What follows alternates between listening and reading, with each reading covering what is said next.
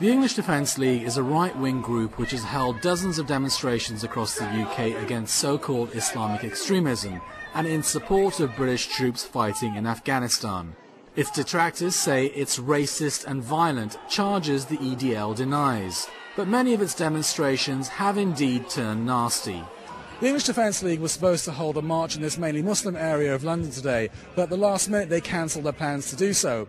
But despite that, thousands of anti-fascist campaigners have turned out to voice their support for multiculturalism in this area of London. Speakers from all communities in Tower Hamlets, East London, said they had succeeded in chasing away the EDL by staging their show of solidarity.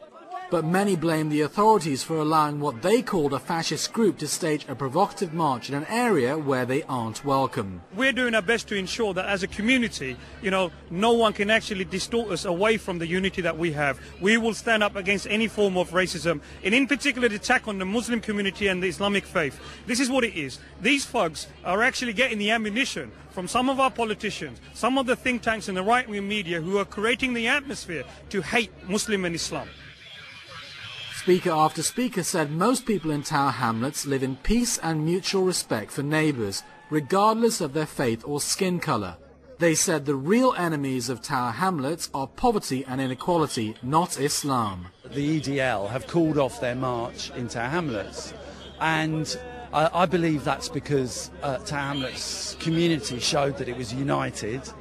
I believe it was also that we showed that if any of them did step a foot within the borough, they would be confronted with a big demonstration, and that the people of Tower Hamlets were going to show that the racists were not welcome here. And that's a fantastic day because it's a big setback for the racists.